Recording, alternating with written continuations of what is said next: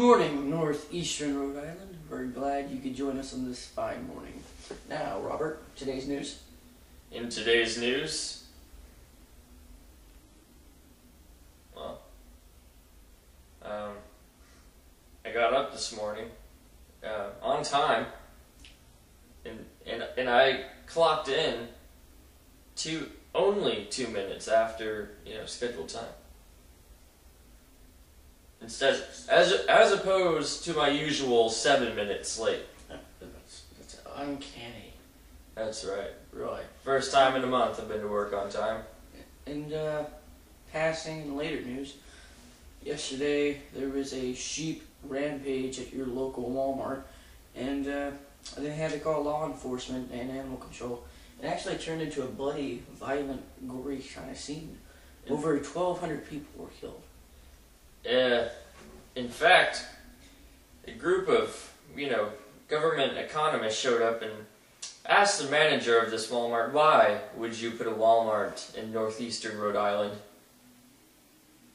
I mean, well, Bob, there's only 12 people in the whole area we call northeastern Rhode Island. And we're proud of it. It's not even enough people to work the cash registers, let alone customers. I know. It's just utterly absurd.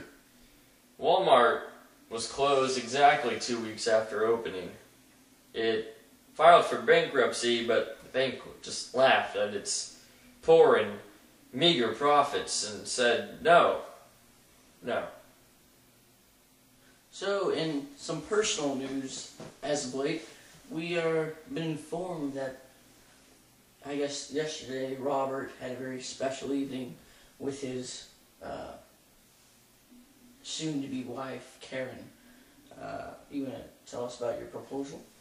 Well, yes, I do, Bob, because I have the best engagement story of all time. You should hear it. This is exactly what I did, as following. I took Karen out to her favorite restaurant. Classy. Which is called the Green Lobster. And I let her order the lobster. And I didn't even get on her case that much about it. And I only made her pay half the bill. That's just gentleman out the wazoo. I'm feeling really good about it. But that's not where it ended. That is not it, Bob. It goes much further. In fact, I then said, here, have a breadstick, Karen. She goes, thank you, Robert. I go, wait, I'm Bob. Who's Robert? She goes, huh? No one? I go, are you referring to Robert, my coworker on the news? She goes, no, I don't think so. No, now that I think about it, why would she mention your name, Robert? I don't know, but that story brings me to tears every time. Well, anyways, I gave her a breadstick, and I said, have a bite, Karen. She bit it, and she said, it kind of tastes funny. And she dug around in her mouth for a little bit.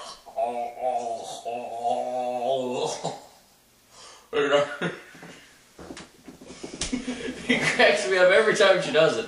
Because every time when we go out, she just, starts sticking around in her mouth. It's an inside joke. You would have had to been at the salad bar that one Tuesday. That Tuesday was crazy. I was there, man. Oh, yeah. That was a rowdy time. Yeah. With the bus driver and the chili. Anyways. We're getting... Okay, Bob. We're getting off the bunny trail here. Okay, back to today's news.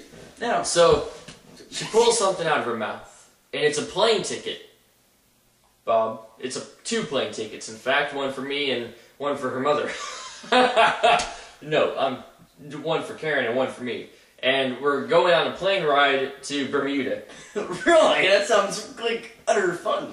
It oodles, Bob, just oodles.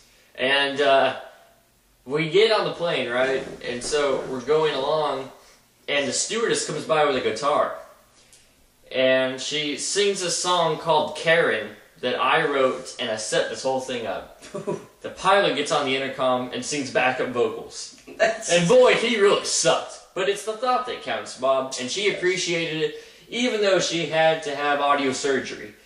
But the thing that got to her the most is what she said, is when we landed in the airport.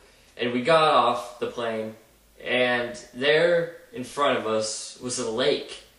Because the plane did not go to your ordinary airport, Bob. It landed on a cruise ship. There, we were on the cruise ship, on her favorite ocean. Which is? The Antarctic. Whoa! That's What right. a fun trip this sounds. She said, look, a penguin. And I didn't respond right away because my senses had been thrown off a little bit in time-lapse from the freezing cold of negative 30 degrees. But, anyways, the penguins were doing some sort of strange ritual, it seemed, right? She goes, now that the fog's clearing up a bit, those penguins are rather large, and they seem to have stitches down their back with a zipper. And I said, well, that's because it's the co-workers down at the newsroom. And she goes, wow, they're all in penguin suits doing it. But what are they doing, Robert? She called me Robert again. I don't know why. But then I said, well, Karen, they're not doing your ordinary ritual. Well, see, look at how they're sitting around that campfire over there.